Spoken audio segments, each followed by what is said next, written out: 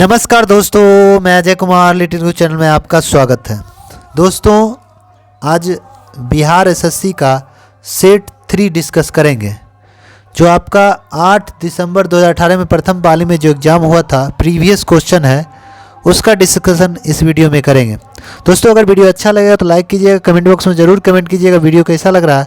और चैनल पे पहली बार विजिट करें चैनल को सब्सक्राइब कर लें, बगल में बेल आइकन घंटे होगा दबा दीजिएगा, जिससे आने वाला कोई वीडियो पहले आप तक पहुंचेगा। इसका पीडीएफ चाहिए तो वीडियो के नीचे में लिंक रहता है, वहाँ से डाउनलोड कर सकते हैं।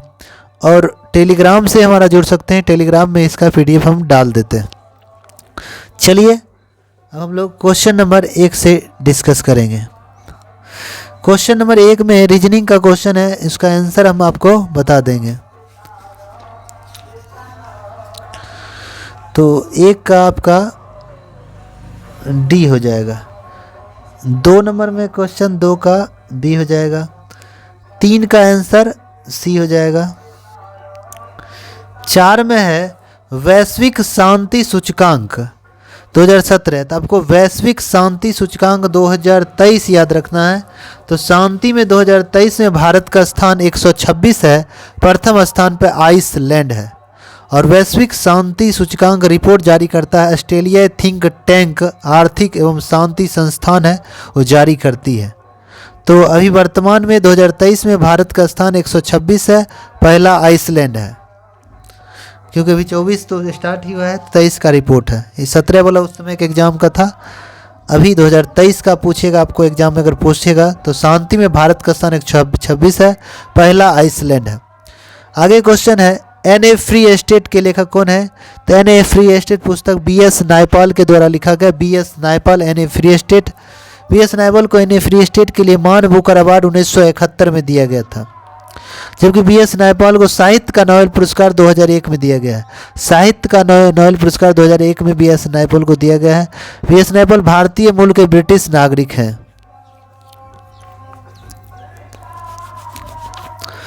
चलिए आगे 6 नंबर मैथ का क्वेश्चन है, इसका आंसर आपको बताते हैं। 6 का ये हो जाएगा, 7 का सी हो जाएगा, 8 का सी हो जाएगा, 9 का मानव शरीर का समान तापमान 98.6 फ़ारेनहाइट होता है, तो 9 का बी हो जाएगा। डिग्री सी में 37 डिग्री सी होगा, केल्विन में 310 केल्विन होगा। स्तनधारियों में सबसे अधिक तापमान बकरी को होता है, 39 डिग्री सी होता है।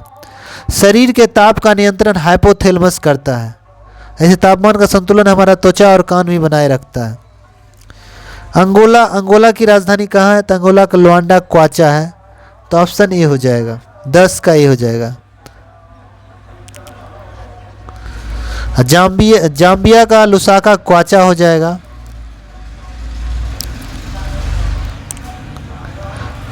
कांगो किंशासा जायरे हो जाएगा।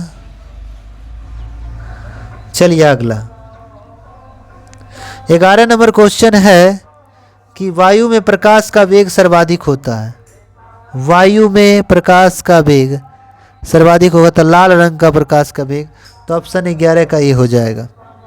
लाल रंग का वायु में प्रकाश में सर्वाधिक होता है। लाल रंग का तरंगदैर्घ्य भी सर्वाधिक होता है, जबकि बैंगनी रंग का तरंगदैर्घ्य सबसे कम होता है। तो जिसका तरंगदैर्घ्य अधिक होगा उसका विक्षेपण कम होगा। तो लाल रंग का विक्षेपण सबसे कम होता है, बैंगनी रंग का सबसे अधिक विक्षेपण होता है। लाल रंग का अपवर्तनांक सबसे कम होता है, जबकि बैंगनी का अपवर्तनांक सबसे अधिक होता है। बैंगनी रंग का प्रकीर्णन सर्वाधिक होता है, लाल रंग का प्रकीर्णन सबसे कम होता है। आकाश का रंग नीला प्रकाश के प्रकीर्णन के कारण ही दिखाई देता है। सूर्यास्त के समय सूर्य लाल प्रकाश के प्रकीर्णन के कारण ही दिखाई देता है। अगला क्वेश्चन है, यदि किसी तार को खींचकर उसकी लंबाई दोगुना कर दी जाए, उसका प्रतिरोध प्रारंभिक प्रतिरोध का कितना हो जाएगा? तो ये 4 गुना, ऑप्शन बी। उसके बाद है हल्दी के पौधे का कौन सा भाग हल्दी का तना का प्रकंद खाते हैं? हल्दी हो गया उसका तना का हम लोग प्रकंद, हल्दी और अदरक का तना का प्रकंद खाते हैं। प्याज का तना का सलकंद भाग खाते हैं हम लोग। आलू का तना का कंद भाग खाते हैं। चलिए आगे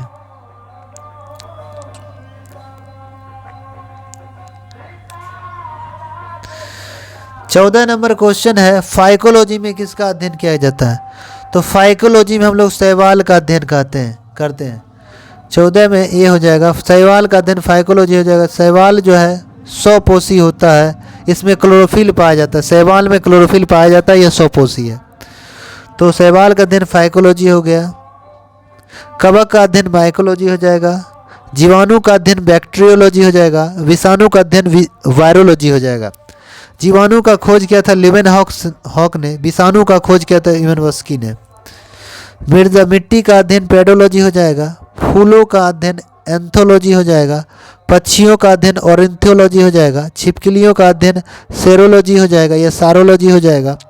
झाड़ियों का अध्ययन डेंड्रोलॉजी हो जाएगा। फलों का अध्ययन पोमोलॉजी। तंत्रिका तंत्र का न्यूरोलॉजी। अंकों का अध्ययन न्यूमरोलॉजी हो जाएगा, अंकों का अध्ययन। हड्डी का अध्ययन ऑस्टियोलॉजी। उत्तक का अध्ययन हिस्टोलॉजी। घासों का अध्ययन एग्रोहिस्टोलॉजी हो जाएगा। मोलास्का का अध्ययन कॉन्कोलॉजी। कैंसर का अध्ययन ऑन्कोलॉजी हो जाएगा। आगे हास्य गैस कौन है? तो लाफिंग गैस, इसी को हास्य गैस कहते हैं। N2O हो जाएगा, नाइट्रस ऑक्साइड, ऑप्शन बी हो जाएगा। नाइट्रोजन ऑक्साइड हो जाएगा, नाइट्रस ऑक्साइड हो जाएगा, उदासीन ऑक्साइड होता है। चलिए आगे 16 नंबर है, पानी को साफ करने में के लिए डैश का प्रयोग करेंगे। तो हम लोग पानी को साफ करने के लिए ब्लीचिंग पाउडर का प्रयोग करते हैं। ब्लीचिंग पाउडर का प्रयोग पानी को साफ करने में करते हैं। ब्लीचिंग पाउडर का अगर कहेंगे तो रासायनिक नाम हो जाएगा कैल्शियम हाइपोक्लोराइड। यह एक अकार्बनिक यौगिक है। ब्लीचिंग पाउडर का सूत्र होता है CaOCl का 2, CaOCl2 हो जाएगा, CaOCl2। ब्लीचिंग पाउडर का प्रयोग हम लोग कागज तथा कपड़ों के विरंजक में या कीटनाशक के रूप में भी हम लोग प्रयोग करते हैं। आगे हम लोग चलते हैं, पॉलीथीन इनमें से किसको पॉलीमराइज करके बनता है? तो C2H4 को पॉलीमराइज करके पॉलीथीन निर्माण होता है। इथिलीन का बहुलक ही पॉलीथीन है, तो C2H4 हो जाएगा, ऑप्शन ए। आगे है 18 नंबर, शिक्षा का अधिकार अधिनियम कब आया? तो 2009 में आया। ये लागू हुआ 1 अप्रैल 2010 को। शिक्षा का अधिकार अधिनियम 2009 में लागू हुआ 1 अप्रैल 2010 को। सर्व शिक्षा अभियान कार्यक्रम आया था 2001 में। पहला शिक्षा नीति 1968 में, दूसरा बार 1986 में।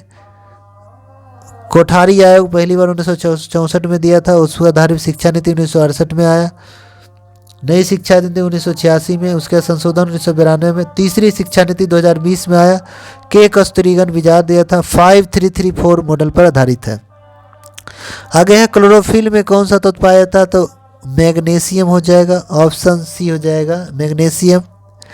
क्लोरोफिल के केंद्र में Mg का परमाणु होता है।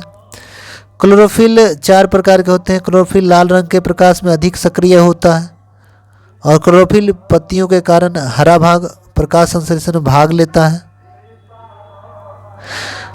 प्रकाश संश्लेषण के माध्यम से पौधा अपना भोजन बनाता है। भोजन बनाने का पौधा का किचन पत्ती को कहते हैं हम लोग।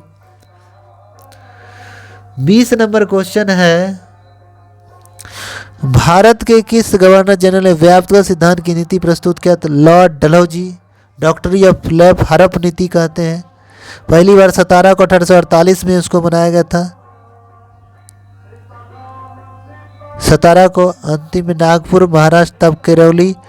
नागपुर 1854 में था, करौली 1855 में, और अवध को कुशासन का आरोप लगा 1856 में मिला लिया गया था।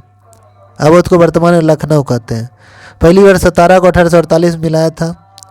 हड़प नीति को समाप्त लॉर्ड कैनिंग ने किया, जो भारत के पहले वायसराय थे। भारत के पहले governor general lord William Bentinck थे। आगे है 21 नंबर, भारतीय प्रतिभूति विनिमय बाजार का मुख्यालय कहाँ, मतलब सेबी का मुख्यालय कहाँ है? तो सेबी का मुख्यालय जो है मुंबई में है। सेबी भारत में शेयर बाजार की सबसे बड़ी संगठन है। इसकी स्थापना 12 अप्रैल 1988 को किया गया था। सेबी की स्थापना 12 अप्रैल 1988 को किया गया, जबकि सेबी को कानूनी मान्यता 30 जनवरी 1992 को सेबी को वैधानिक कानूनी मान्यता मिला। सेबी की पहली महिला अध्यक्ष माधवी पुरी बुच है।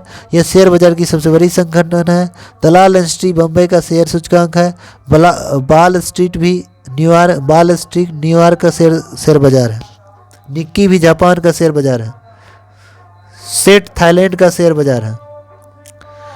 चलिए 22 नंबर क्वेश्चन है, बिहार में जल मंदिर कहाँ है? तो पावापुरी, बिहार में जल मंदिर पावापुरी राजगीर, पावापुरी हो जाएगा, ऑप्शन 22 का डी हो जाएगा। पावापुरी राजगीर में है। पावापुरी में जल मंदिर जैन धर्म से संबंधित है। महावीर को निर्माण पावापुरी में हुआ था। मृत्यु मतलब महावीर का पावापुरी राजगीर में हुआ था। महावीर का निर्माण 468 ईस्वी पूर्व में हुआ था, जबकि जन्म 540 ईस्वी पूर्व कुंडग्राम वैशाली में, मृत्यु पावापुरी राजगीर में हुआ था। निर्वाण जिसको कहते हैं 468 ईस्वी पूर्व में। महावीर जैन धर्म के अंतिम सबसे लोकप्रिय गुरु एवं तीर्थंकर थे। आगे किस राज्य में जेमू ग्लेशियर अवस्थित है? जेमू ग्लेशियर कहाँ अवस्थित है? तो सिक्किम में अवस्थित है। कंचनजंगा पर्वत शिखर से जेमू ग्लेशियर संबंधित है। भारत की अब सबसे ऊंची चोटी K2 गॉडमेस्टिन जो लद्दाख में है। भारत में हिमालय की सबसे ऊंची कंचनजंगा जो सिक्किम में है। तीस्ता नदी का उद्गम स्थल जेमू ग्लेशियर से ही निकलती है। तीस्ता नदी जेमू ग्लेशियर से ही निकलती है। चलिए आगे तो रीजनिंग क्वेश्चन है 24 का ए। 25 में है, कानून द्वारा स्थापित प्रक्रिया लिया गया, मतलब विधि द्वारा स्थापित प्रक्रिया जापान से लिया गया, ऑप्शन बी हो जाएगा। 25 का बी हो जाएगा। कानून द्वारा स्थापित प्रक्रिया या विधि द्वारा स्थापित जापान से, विधि निर्माण प्रक्रिया ब्रिटेन से लिया गया। प्रस्तावना अमेरिका से, प्रस्तावना की भाषा ऑस्ट्रेलिया से लिया गया। संविधान संशोधन दक्षिण अफ्रीका से लिया गया। एकल नागरिकता ब्रिटेन से लिया गया। चलिए 26 नंबर, 26 का आंसर बी हो जाएगा। 27 का आंसर ए हो जाएगा। 28 में भारतीय वन्य जीव संस्थान अवस्थित है। तो भारतीय वन्य जीव संस्थान देहरादून में है। भारतीय वन्य जीव संस्थान देहरादून में है। इसकी स्थापना 1982 में किया गया। भारतीय वन्य जीव संस्थान देहरादून में, इसकी स्थापना 1982 में किया गया। भारतीय वन्य जीव संस्थान देहरादून 1982 में। भारतीय पेट्रोलियम संस्थान देहरादून में है। भारतीय वन सर्वेक्षण विभाग देहरादून में है। भारत कला भवन भोपाल मध्य प्रदेश में है। केंद्रीय ट्रैक्टर अनुसंधान नई दिल्ली में है। केंद्रीय ट्रैक्टर अनुसंधान नई दिल्ली में है। अगला मैथ है 29 का, आपका डी हो जाएगा। 30 नंबर क्वेश्चन कर रहा है, किसे भविष्य का ईंधन कहा जाता है? हाइड्रोजन को भविष्य का ईंधन कहते हैं। हाइड्रोजन का 3 समस्थानिक होता है, प्रोटियम, ड्यूटेरियम और ट्राइटियम। प्रोटियम में न्यूट्रॉन नहीं पाया जाता है। सूर्य और तारा में ऊर्जा का कारण है नाभिकीय संलयन अभिक्रिया। सूर्य में सबसे ज़्यादा हाइड्रोजन 71%, हीलियम 26.5%, अर्थ 2.5% है। हाइड्रोजन की खोज हेनरी कैवेंडिश ने 1766 में किया था। हाइड्रोजन की खोज हेनरी कैवेंडिश ने 1766 में किया था। हाइड्रोजन का उपयोग हैबर विधि द्वारा अमोनिया बनाने में किया जाता है। हाइड्रोजन का प्रयोग हैबर विधि द्वारा अमोनिया बनाने में किया जाता है। और रॉकेट के ईंधन के रूप में द्रव हाइड्रोजन का प्रयोग करते हैं। रॉकेट में ईंधन के रूप में हम लोग द्रव हाइड्रोजन का प्रयोग करते हैं। गैसोलीन के उत्पादन में भी हाइड्रोजन का प्रयोग किया जाता है। गैसोलीन के उत्पादन में हाइड्रोजन का प्रयोग किया जाता है। सबसे हल्की गैस हाइड्रोजन है। परमाणु में सबसे अधिक गैस हाइड्रोजन है। और फुटबॉल में हाइड्रोजन गैस भरी जाती है।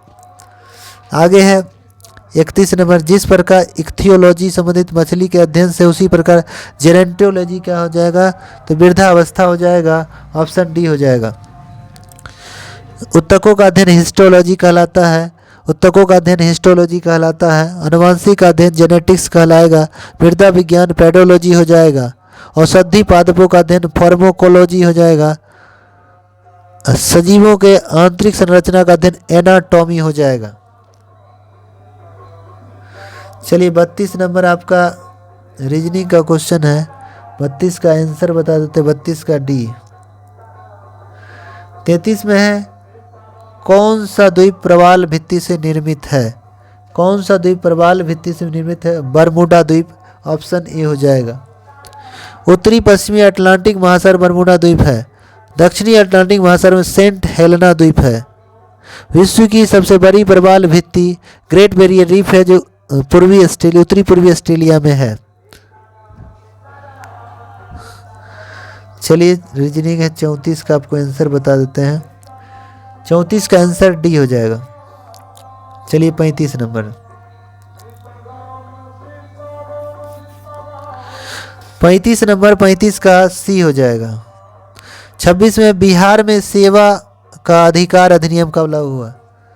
बिहार में सेवा का अधिकार अधिनियम कब लागू हुआ? तो बिहार में सेवा का अधिकार अधिनियम 15 अगस्त 2011 को लागू हुआ। 15 अगस्त 2011 को बिहार में लोक सेवा गारंटी अधिनियम सर्वप्रथम 2010 में आया था।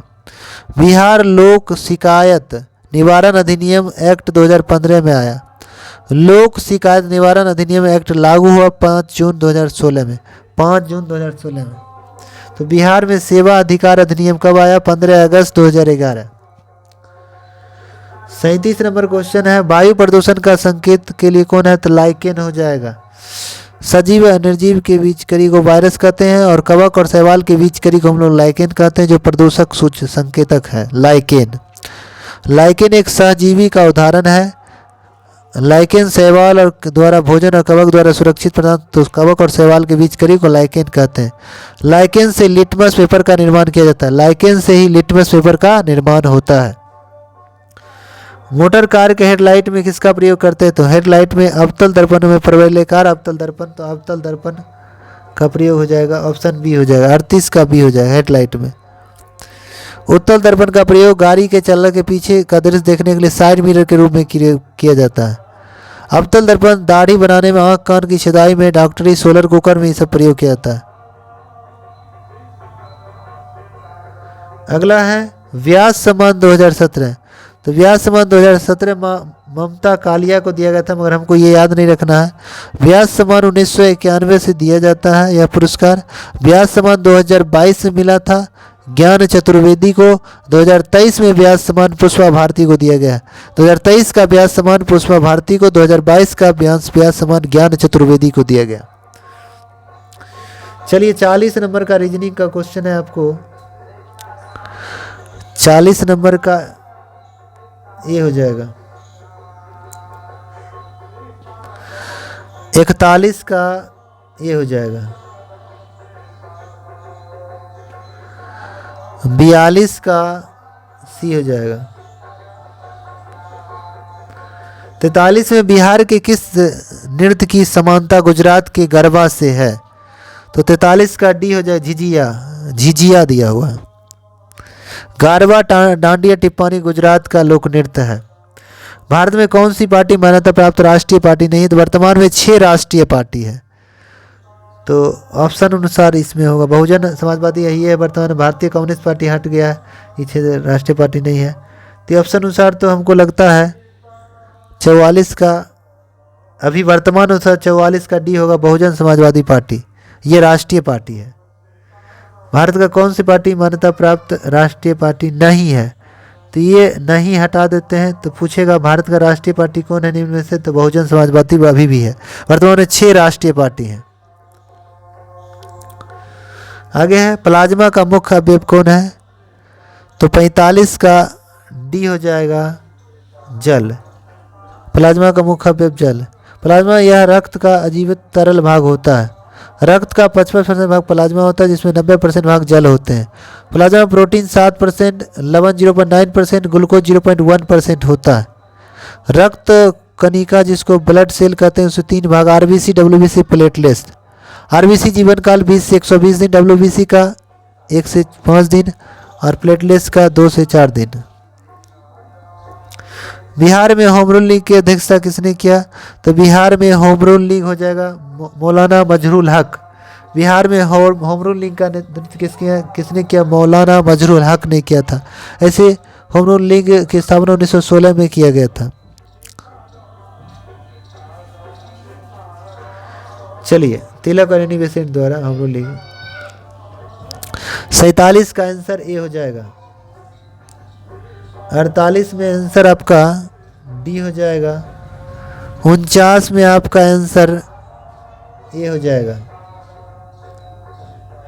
50 में संपूर्ण मानव शरीर में कितनी हड्डी होती है? 206 होती है। बाल अवस्था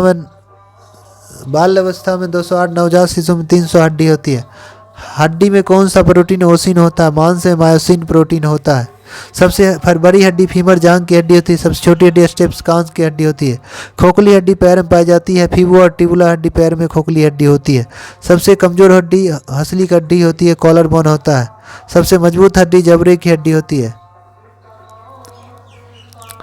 चलिए 51 नंबर है, 51 का डी हो जाएगा। 52 का आपका ए हो जाएगा। 53 में आपका बी हो जाएगा। 54 आपका बी हो जाएगा।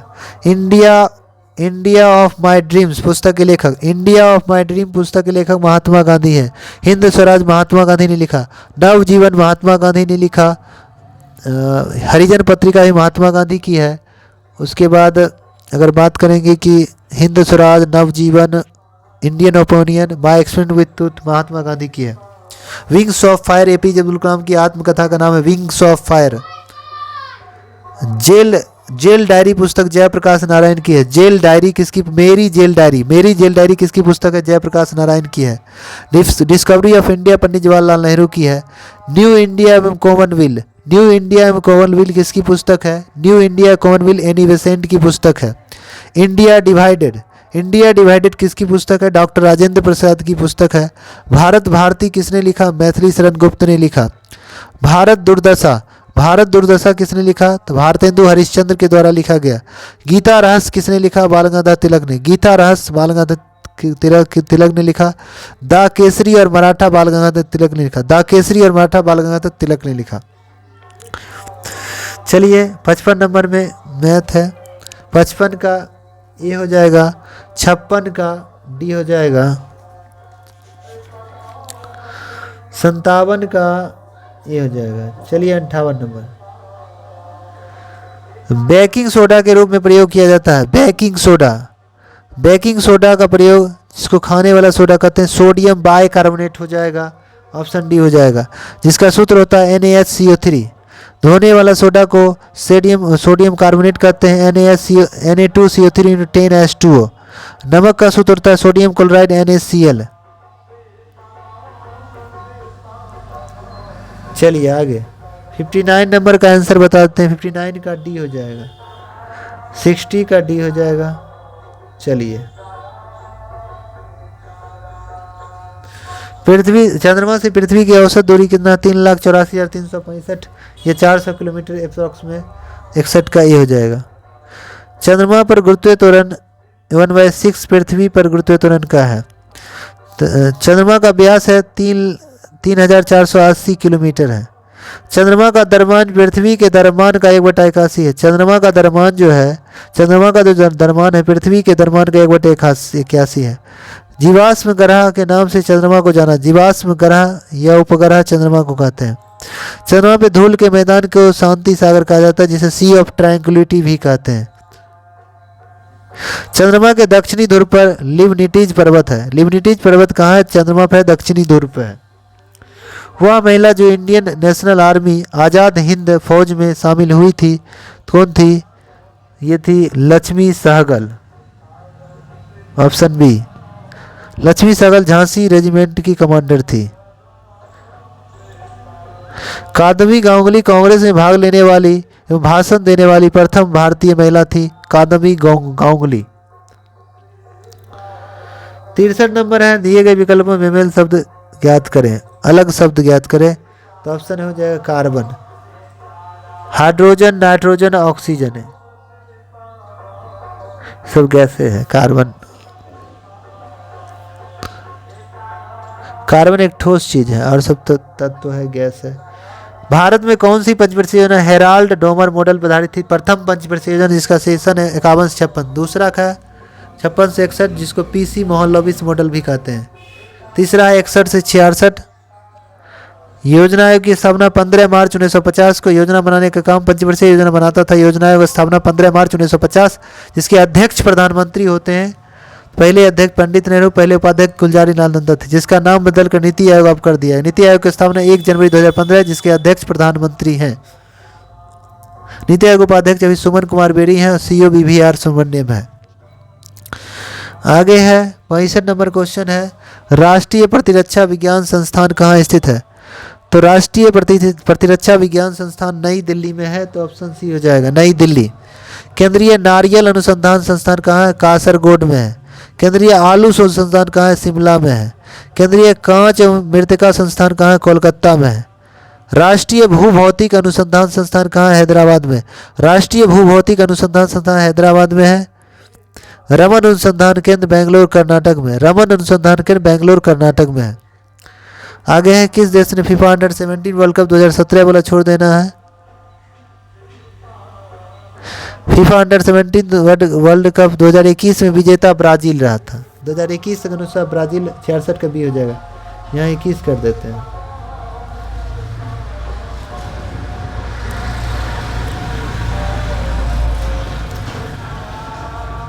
वायुमंडल में कार्बन डाइऑक्साइड की मात्रा है 0.03%, ऑप्शन सी हो जाएगा, 67 का सी हो जाएगा।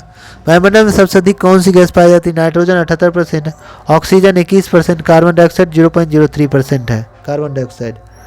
और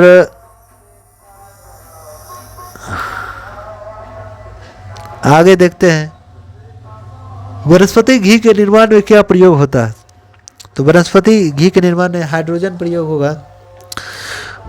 हाइड्रोजन द्वारा वनस्पति घी का निर्माण प्रक्रिया होती है, जिसे हाइड्रोजनीकरण करते हैं। हाइड्रोजन को भविष्य का ईंधन कहता है। कृत्रिम ऑक्सीजन निर्माण में ऑक्सीजन के साथ साथ हीलियम मिलाया जाता है। तारा की ऊर्जा का स्रोत हाइड्रोजन हीलियम की संलयन प्रक्रिया है।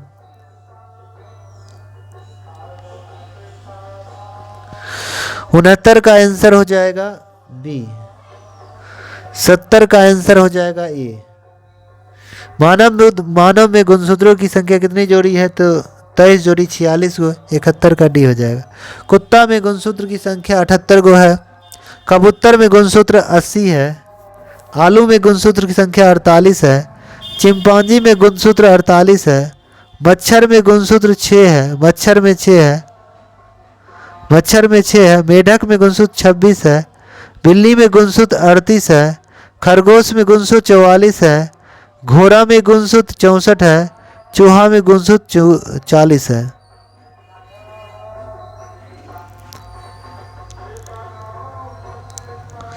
चलिए 72 का आपको आंसर बताते हैं। 72 का डी हो जाएगा।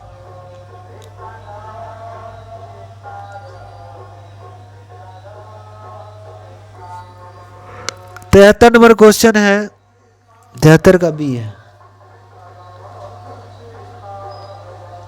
इंद्रावती बाघ रिजर्व कहाँ है?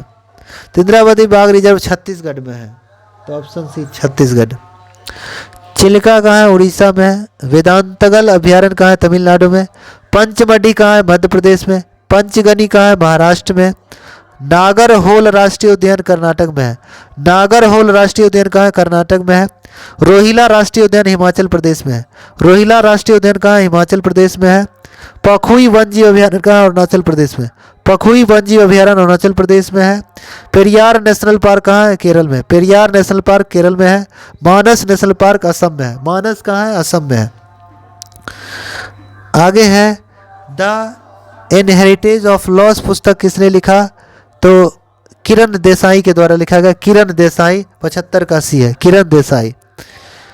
The god of small thing किसने लिखा? अरुंधति राय ने। The god of small thing Arundhati Roy के द्वारा लिखा गया। फास्टिंग फिस्टिंग किसने लिखा? अनीता देसाई ने। फास्टिंग फिस्टिंग किसने लिखा? अनीता देसाई ने लिखा। द नाम शेख झुम्पा लाहिरी, इंटरपेरिट ऑफ मेलेडीज झुम्पा लाहिरी के द्वारा लिखा गया। राजीव किसने लिखा? सोनिया गांधी ने लिखा। Daughter of the east Banerjee Bhutto के द्वारा लिखा गया था। 76 नंबर क्वेश्चन है, राष्ट्रीय हरित न्यायाधिकरण की स्थापना 2010 में किया गया था, बी हो जाएगा, जिसको एनजीटी कहते हैं, नेशनल ग्रीन ट्रिब्यूनल। चलिए आगे है, 77 नंबर क्वेश्चन है, भारत में कोयले का सबसे बड़ा उत्पादक कौन है? तो अभी वर्तमान छत्तीसगढ़ हो जाएगा, ऑप्शन 77 का सी हो जाएगा, छत्तीसगढ़। पहले झारखंड था, अब छत्तीसगढ़ 1 नंबर पर है। सोल्डर किसका मिश्रण है? 78 नंबर क्वेश्चन है, सोल्डर किसका मिश्रण? टीन और सीसा का मिश्रण है सोल्डर। टीन और सीसा का मिश्रण है, तो टीन हो गया 67%, सीसा हो गया 33%। टीन सीसा का मिश्रण है सोल्डर। सोल्डर फ्यूज जिसको कहते हैं, रांगा या रांगा कह सकते हैं, टांगा नहीं, टांका टाका कह सकते हैं।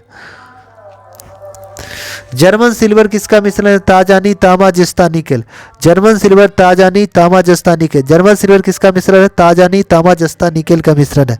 पीतल किसका मिश्रण है? पिताजी, तामा, जस्ता का मिश्रण है। कांसा किसका मिश्रण? तामा, टीन का मिश्रण है। गन मेटल, ताजा टी, तामा, जस्ता, टीन का है।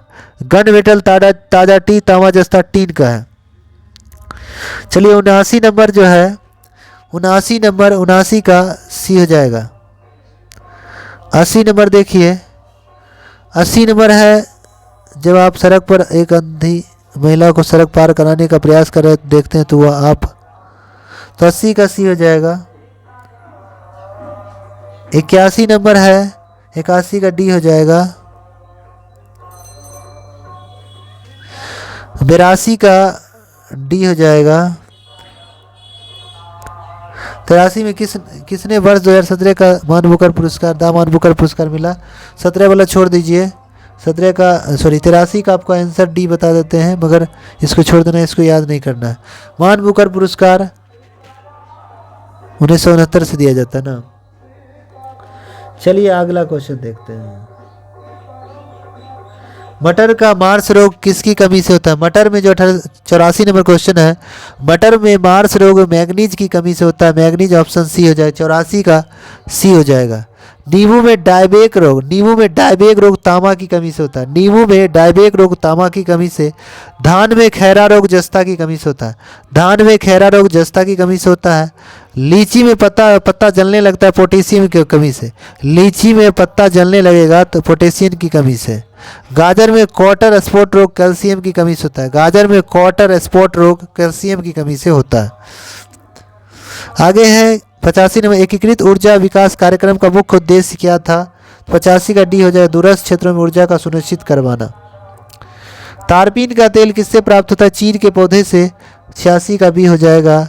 जबकि सीड देवदार से, सीड रस का तेल देवदार के बीज से प्राप्त होता है।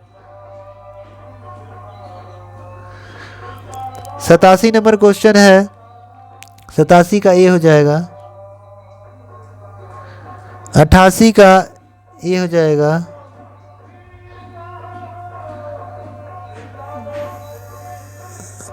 89 का ए हो जाएगा। 90 का ए हो जाएगा। 91 का सी हो जाएगा। 92 में हर घर बिजली योजना बिहार सरकार द्वारा कब शुरू किया गया? तो हर घर बिजली योजना बिहार सरकार ने नवंबर 2016 में किया था। नवंबर 2016, ऑप्शन डी। बिहार सरकार ने हर घर बिजली योजना नवंबर 2016 में लॉन्च किया। दूध एक उदाहरण है। दूध किसका उदाहरण? एक पाइस का उदाहरण है, इमल्सन का उदाहरण है। 93 का ए हो जाएगा। दूध दर्भ में दर्भ का परिक्षेपण दूध है। दूध उजला केसीन के कारण, पीला कैरोटीन के कारण होता है। दूध उत्पादन में अग्रणीय राज्य जो है राजस्थान है, और सबसे अधिक दूध देने वाला जानवर ऊंट है। 94 नंबर है, 94 का डी है। 95 का बी है।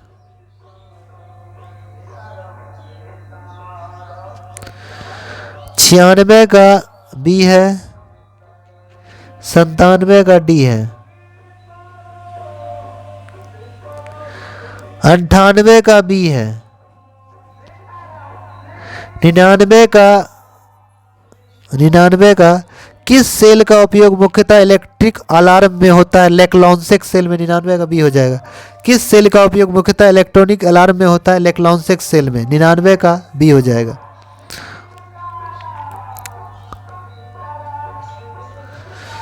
100 का बी हो जाएगा।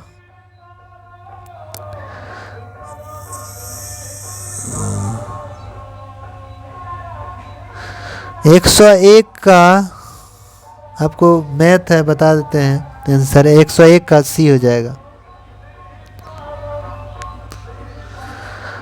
102 का सी हो जाएगा। 103 का सी हो जाएगा। 104 का डी हो जाएगा। 105 का डी हो जाएगा। 106 का ए हो जाएगा। 107 का सी हो जाएगा। 108 का डी हो जाएगा। 109 का डी हो जाएगा। 110 का बी हो जाएगा। 111 का ए हो जाएगा। 112 का ए हो जाएगा। 113 का सी हो जाएगा। 114 का सी हो जाएगा। 115 का बी हो जाएगा। 116 का ए हो जाएगा। 117 का ए हो जाएगा।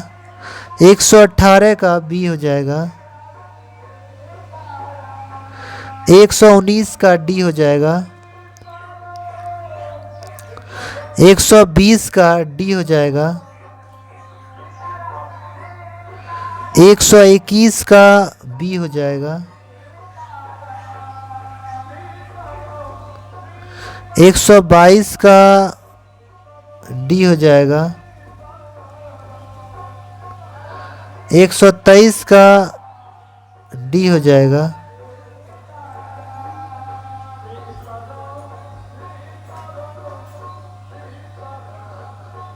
124 का सी हो जाएगा। 125 है बुद्ध के जन्म का प्रतीक चिन्ह क्या था? बुद्ध के जन्म का प्रतीक चिन्ह कमल एवं 60 था। 25 का ए। बुद्ध के गृह त्याग का प्रतीक चिन्ह घोड़ा था। गर्भ में आने का प्रतीक चिन्ह हाथी था। उपदेश का प्रतीक चिन्ह मतलब उपदेश पहिया हो जाएगा प्रतीक चिन्ह। चलिए, ज्ञान प्राप्ति का बौद्धि वृक्ष है। अपने पद से इस्तीफा देने वाले प्रथम भारतीय प्रधानमंत्री कौन थे? मोरारजी देसाई। 126 का बी हो जाएगा। मोरारजी देसाई देश के पहले गैर कांग्रेसी प्रधानमंत्री मोरारजी देसाई। तब सबसे बुजुर्ग प्रधानमंत्री मोरारजी देसाई थे। वह प्रधानमंत्री जिसका पद पे रहते हुए मृत्यु हुआ। 3 ऐसे प्रधानमंत्री थे, पंडित जवाहरलाल नेहरू, लाल बहादुर शास्त्री, इंदिरा गांधी, जिनका तीनों पद पे रहते हुए मृत्यु हो गया। और पहले प्रधानमंत्री जो अविश्वास प्रस्ताव के पूर्व त्यागपत्र दे दिए, विश्वनाथ प्रताप सिंह। चंद्रशेखर ऐसे प्रधानमंत्री हुए जो दिल्ली के लाल किला में झंडा नहीं फहरा पाए।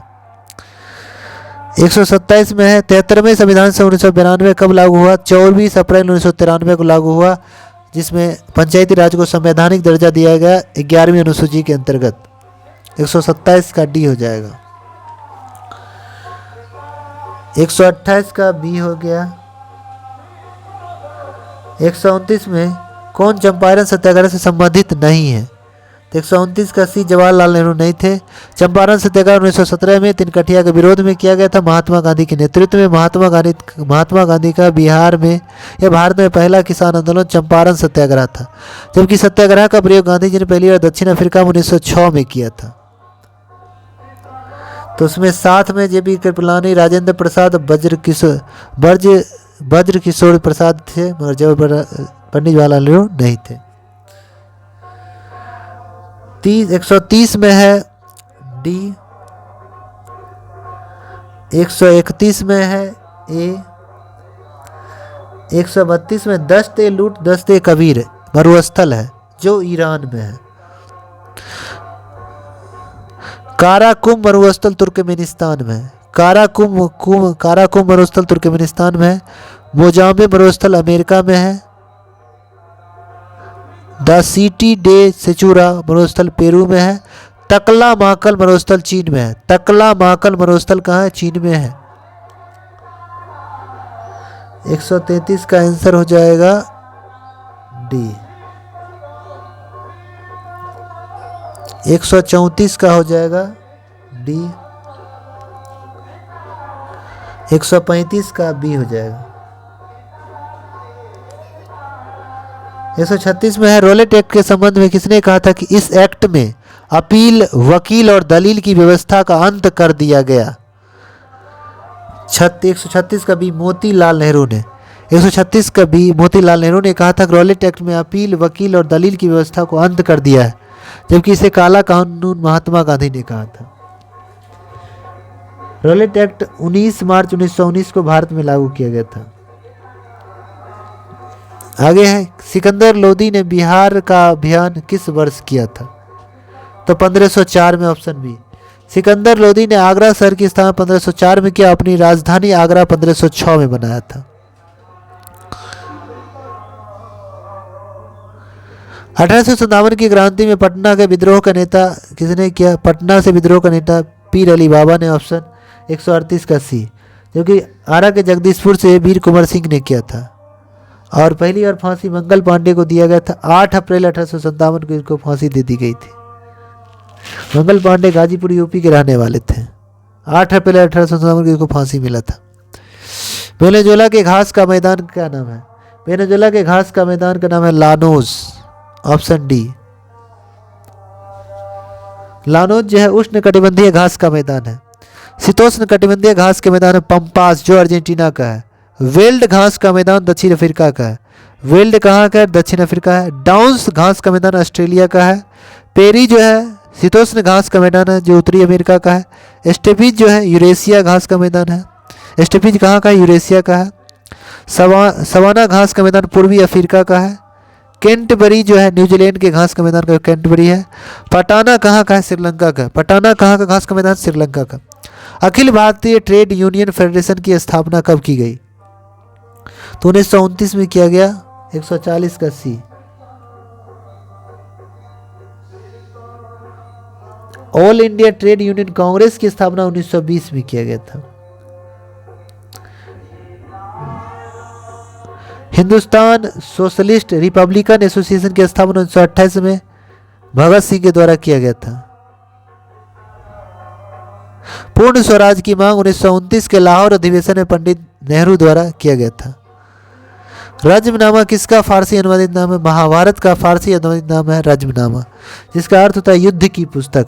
महाभारत को किसने लिखा? वेद व्यास ने लिखा, संस्कृत भाषा में लिखा था। महाभारत का प्राचीन नाम है जय संहिता। महाभारत का प्राचीन नाम क्या है? जय संहिता। रामायण को किसने लिखा? वाल्मीकि ने लिखा था।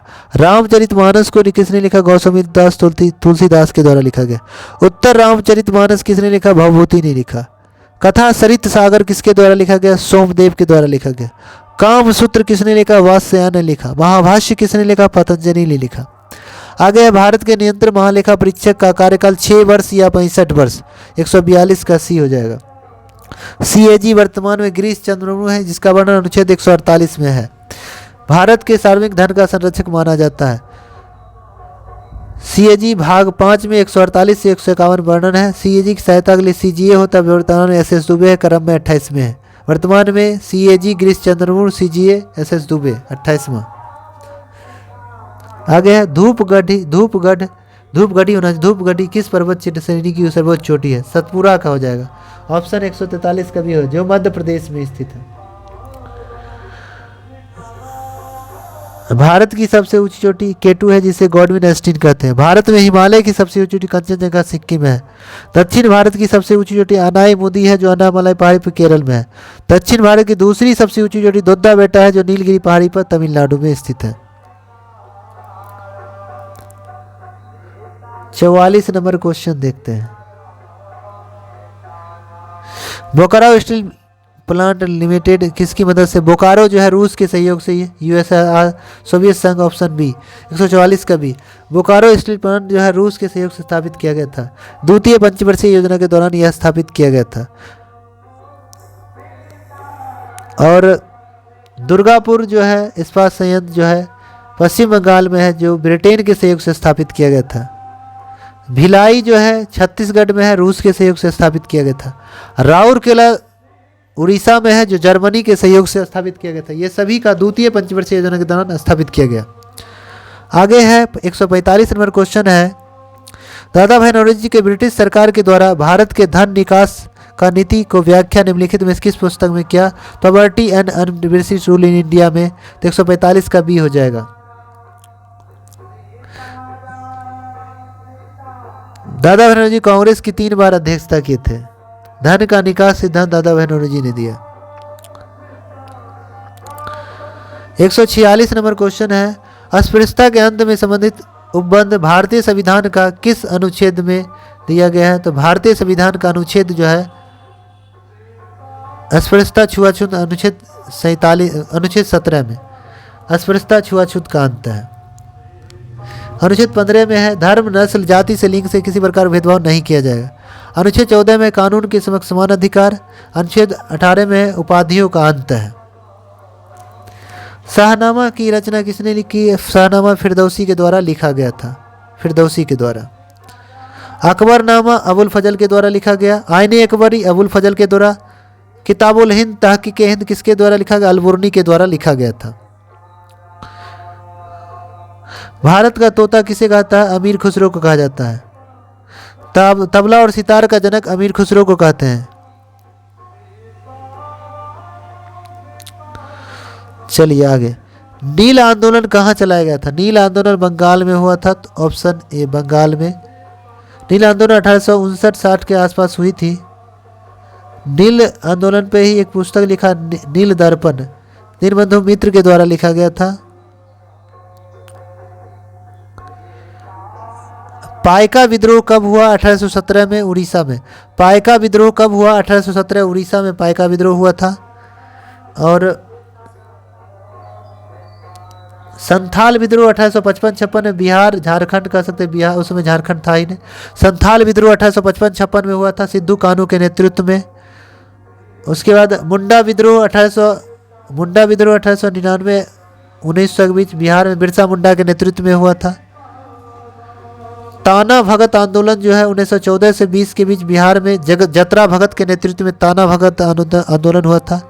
तेभागा आंदोलन 1946 में हुआ था बंगाल में। कम्पाराम इसके नेता थे। फ़कीर विद्रोह बंगाल में हुआ था। मजनू शाह इसके नेतृत्व करते थे 1776 में फ़कीर विद्रोह। चुआर विद्रोह 1798 में हुआ था। चुआर विद्रोह 1798 बंगाल में हुआ था। दुर्जन सिंह नेता थे। आगे है, उत्तर कोरिया तथा दक्षिण कोरिया के बीच की सीमा रेखा को क्या कहते हैं? उत्तर एवं दक्षिण कोरिया के बीच की सीमा रेखा को हम लोग 38वीं समांतर रेखा कहते हैं। तो ऑप्शन सी हो जाएगा। जबकि 49वीं समांतर रेखा यूएसए कनाडा के बीच है। 17वीं समांतर रेखा उत्तरी एवं दक्षिणी वियतनाम के बीच है। 24वीं समांतर रेखा भारत पाकिस्तान के बीच है। रेड क्लिफ भारत पाकिस्तान के बीच है। एलओसी भारत पाकिस्तान के बीच है। पीओके भारत पाकिस्तान के बीच है। सर क्रीक भारत पाकिस्तान के बीच है। मैकमोहन रेखा भारत चीन के बीच है। LAC line of actual control Bharat चीन के बीच है। मैनरहिम रेखा रूस फिनलैंड के बीच है। मैग्नीनॉट रेखा जर्मनी फ्रांस के बीच है। हिडेनबर्ग रेखा जर्मनी और पोलैंड के बीच है। आगे है, किस वर्ष में सुभाष चंद्र बोस ने भारतीय राष्ट्रीय सेना का नेतृत्व किया था? तो 1943 हो जाएगा। 1943 में सुभाष चंद्र बोस ने भारतीय राष्ट्रीय सेना की नेतृत्व किया। जुलाई 1943 में आज़ाद हिंद फौज का सुपर कमांडर सुभाष चंद्र बोस को बनाया गया था। जबकि आज़ाद हिंद फौज की स्थापना का मन में विचार आया था कैप्टन मोहन सिंह का। सुभाष चंद्र बोस ने 1938 और 1939 में कांग्रेस की अध्यक्षता भी किया था। चलिए दोस्तों, पूरा 150 क्वेश्चन जो था जीके जीएस का फुल डिस्कशन कर दिए हैं। और डिस्कशन अच्छा लगेगा तो लाइक कीजिएगा, कमेंट बॉक्स में ज़रूर कमेंट कीजिएगा। और इसका पीडीएफ चाहिए तो वीडियो के नीचे में लिंक है, वहाँ से डाउनलोड कर सकते हैं। और टेलीग्राम में भी ये पीडीएफ डाल देते हैं। ये डिस्कशन भी सुन लीजिएगा तो बहुत सारा याद रहेगा आपको। चलिए दोस्तों, आज के लिए इतने तक रहने देते हैं। जय हिंद, जय भारत।